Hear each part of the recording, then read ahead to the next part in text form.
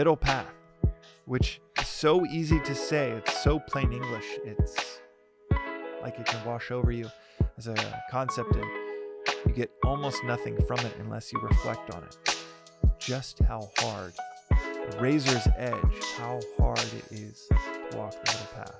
Welcome back to another reflection on the Daily Vedantic. Today's reflection is on the middle path. This is most prominently a Buddhistic concept, but talked about quite a bit in Vedanta as well. The two philosophies overlap in so many ways that they share many of the same principles. And the middle path is one that Swami will talk about quite often in his books or in his lectures. And this is such a powerful alternative. Why do I say alternative? It's a powerful alternative from the extremes. Buddha famously gave the example that the path is not through indulgence, gluttony. It's also not through asceticism. He tried both. He's a prince of immense wealth. It said that he had a servant for every finger. That's like luxury and wealth that the world won't even let you have today, even if you're Elon Musk and $300 billion. A servant for every finger, meaning not 10 servants, many more than that. A servant whose only job was the index finger of Siddhartha before he became the Buddha. The middle finger, the pinky, the thumb. Man, it's kind of wild to imagine if you were just the servant of just his right thumb, a prince's right thumb, and that was your role in life. But we all have our roles.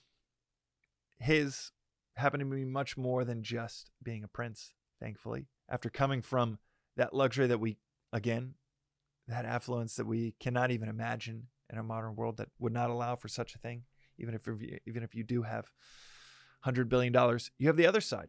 He tried asceticism, and it wasn't through asceticism that he found liberation. It was through the middle path. What does this look like in our daily lives? Maybe it is the middle path in between indulgence or asceticism, but oftentimes it's in action that we find the middle path, not just choices, but action. An example being dispassionate passion. This philosophy, and many philosophies with a spiritual bent to them, can take us to thinking, okay, well, I should ignore passion. I should be austere. We have these examples of monks that are renunciates, that are austere, and that can be a massive misinterpretation. The philosophical life, at least within this ancient tradition, would be best described as living life with a dispassionate passion. It's a passion towards the higher, but it's a dispassionate passion. What does that mean in practice? Because that sounds obviously like an oxymoron. It means you are quite sincere in your efforts, but you don't take everything you do too seriously. You care, but you do not care so much that you are throwing all of the other aspects of your duties and obligations away to pursue any of your passions. It could be spiritual. It could be becoming the best basketball player you could be. Dispassionate passion. Have the passion for it, but not be attached to that passion. That attachment, you take it too far. That attachment that takes you out of yourself, that makes you emotional. Instead of, as they say in the basketball court, growing up, you'd have like stone cold killers, amazing 3-point shooters. Someone like Steph Curry, one of the best shooters of all time. You got Michael Jordan, one of the best athletes of all time, who were so locked in that you wouldn't be able to see a single emotion on their face leading up to the start of the game. So locked in on their way to 45, 50 points in the NBA in a game that they weren't going wild with emotion. You see pitchers throwing a perfect game and they look calm, relaxed, composed, nearly stone-faced in the bullpen.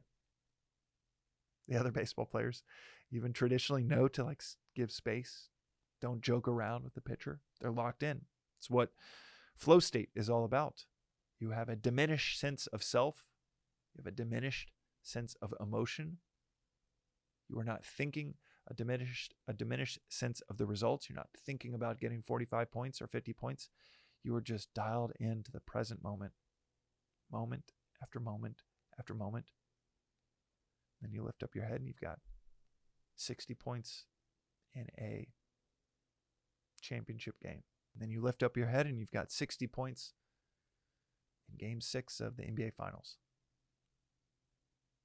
You've won a championship. Maybe your third, fourth. In Jordan's case, 6. A dispassionate passion. And when you think it's paradoxical, it's because you're leaning too much on one or the other. Well, you have to have passion to be great at something. Too much passion, too much emotion, and you're like a child. You cannot restrain yourself. And the sign of strength is the sign of restraint. Too much emotion, and it throws you off. Not enough passion, not enough emotion. Another way of talking about it is disinterested interest. And if you didn't have enough passion or enough interest, then you wouldn't pursue it. Or if you over-rotate the other way, you've got too much dispassion without the passion, too much disinterest without the interest, then you don't pursue it. You don't put in the time to become a master at that craft. This philosophy tells us to have emotions, but don't be emotional. Have sentiments, but don't be sentimental. One can be empowering. Emotions, passion, interest, sentiments. But too much in excess, it is disempowering. Emotional. Who wants to be described as emotional? Have the emotions. But if your friends are describing as, well, so-and-so's, you know her, you know him, it's they're pretty emotional. We all know, we can imagine within a few seconds of who that friend that would come to mind that's, well, really emotional. There might be some good aspects to that person, for sure. But to the point to where they're described as emotional. Especially if they're described as too emotional. It's not really the hallmark of a really strong, powerful, stable, useful, reliable friend. And those are the qualities of a great friend. In addition to the others. But loyal and unstable, not that great. Hilarious but unreliable, not that great. Responsive but emotional, again, not that great. But the middle path, which is so easy to say, it's so plain English, it's like it can wash over you as a concept and you get almost nothing from it unless you reflect on it. Just how hard, the razor's edge, how hard it is to walk the middle path. Between indulgence and asceticism, between dispassion and passion, interest and disinterest. But how powerful you become if you can incorporate the best of passion for your craft and the best of dispassion and detachment from the results. The best of intense interest, but also an intense disinterest in what you're going to get out of it.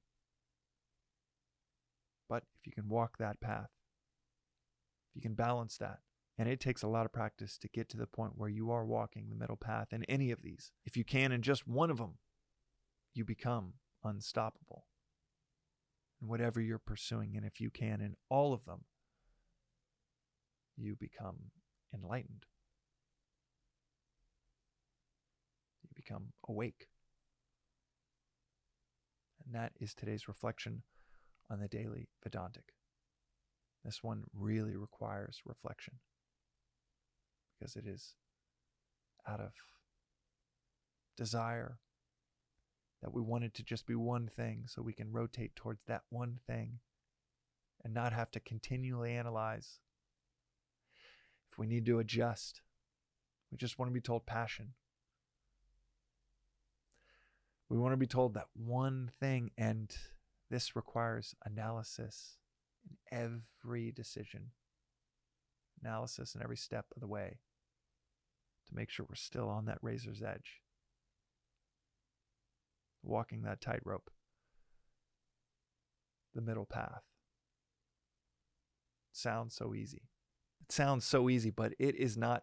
Hit the destination in GPS or get on the bus and then someone else drives you there and you know you're going in the right direction. This requires immense awareness.